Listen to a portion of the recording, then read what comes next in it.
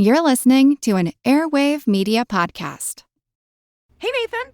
Hey, Katie. So today we have something special for our listeners. How many times have you thought about what it's like to be a king or a queen? Well, what if we told you that there's a darker side to royalty? And then more often than not, life as a prince or princess is anything but a fairy tale. From the creators of Even the Rich comes a new podcast called Even the Royals, where hosts Brooke and Aricia pull back the curtain on royal families, past and present, from all over the world. Yeah. Even the Royals covers everything from stories you thought you knew, like Marie Antoinette, who was actually a victim of a viral propaganda campaign. What followed was a series of impossible-to-believe events that led to her eventual beheading. Or Catherine de Medici. History branded her as a cold and power-obsessed manipulator and assumed she was responsible for one of the most devastating massacres in French history. But as an orphan, she spent her life as a powerless hostage, and her determination to rise to power and preserve her dynasty led her to some dark places and desperate measures. Royal status might be bright and shiny, but it comes at the expense of everything else, like your freedom, your privacy, and sometimes your head. Hashtag poor baby Jane. So I'm about to play a clip from Even the Royals. So follow Even the Royals on the Wondery app or wherever you get your podcasts. Yeah.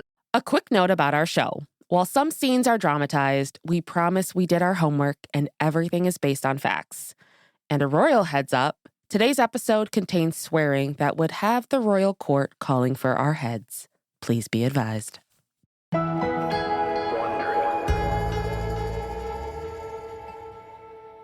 So, Brooke, you and I have been friends for a long time. Yeah, and you know what, honestly? Not long enough. Would have loved to have you a long time ago.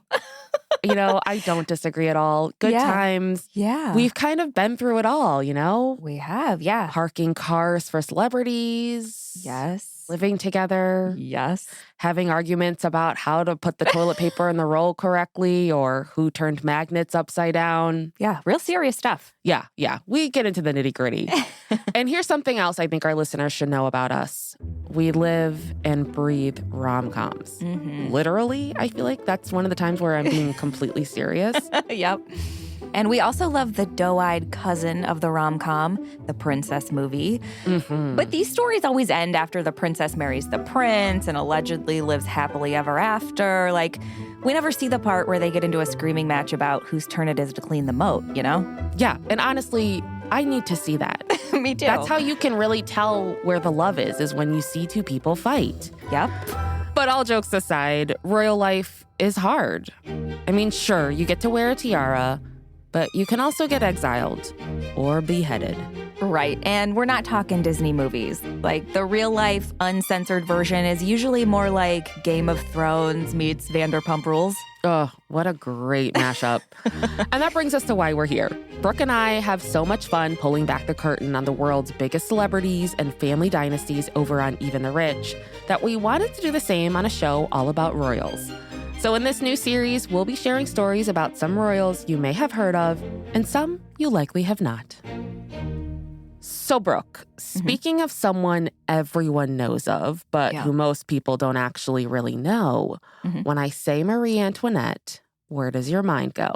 Listen, I know what most people would say, but here's the thing. Yeah. When we auditioned for Even the Rich, they asked us who our favorite royals were, and you said Marie Antoinette, and you were like, she didn't actually say let them eat cake, and I've never forgotten it. Oh my God, this is really hitting me in the feels. And while she was a wig-wearing fashion icon of her time who ended up getting beheaded, the truth of Marie's story and why she was killed is way more complicated than cake. Like, what if I told you all of this was because of really bad PR? That she was basically the victim of a total bogus propaganda campaign with pornographic cartoons. Okay, well, I know nothing, and I'm now on board. Yeah, this story, truly wild, and that's just the beginning. I mean, if you think a bunch of nude pictures is bad, grab those pearls to clutch for when you hear what she's ultimately accused of. Honestly, it's almost too shocking to believe. Okay. So this is the story that shows how rumors can get you killed. You ready, Brooke? Oh, I am so ready. It's October 1793 in Paris. Queen Marie Antoinette of France is riding in the back of an open wagon. Her hands are bound and her once fabulous hair has been hacked off. She's weak and she's half-starved, but she still manages to sit up straight. She chose her outfit carefully today. A pristine morning dress, petticoat, and bonnet. All white.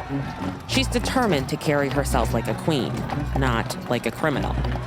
Now, pulling on context clues, I'm sure you've guessed she's on her way to be executed for high crimes against France. I did have a feeling maybe that was happening, yes. Yeah. So a huge crowd gathers in the Place de la Révolution to hurl insults at Marie. Now, most of these insults are about how she's a traitor and a sexual deviant. Marie wants to yell back at them, but the people didn't listen to Marie during her trial, so why would they now? And part of her is like, fuck them. But then she thinks of her kids, and a pit forms in her stomach when she wonders if her children will remember her as a villain too. Marie finally arrives at the center of the square. Her eyes shoot up to a platform where the executioner and the guillotine await. It's only a few steps to the top, but for Marie, it might as well be 1,000. She shrugs off the soldier who's leading her to the stairway. She doesn't need or want his help. She's doing this alone. But with each step, her pulse speeds up. She reaches the top of the platform and stares defiantly into the executioner's eyes. He pushes her forward and forces her head onto the chopping block. She catches one last glimpse of the blade dangling overhead. She can't believe it's come to this.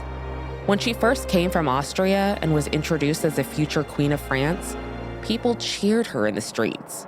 They saw her as a force of change. What did she do to make them turn against her so dramatically? How could they swing so violently from love to hate? She still can't fully understand it. A wooden collar is closed around her neck, and her thoughts swirl. Was there something she could have done differently? Could she have listened more? Fought harder? Maybe people would have loved her if she'd acted like someone else. Someone less foreign, less independent, less Marie Antoinette-like. Or maybe not. Maybe because she was a strong woman in a world run by men, she was always doomed to a fate like this.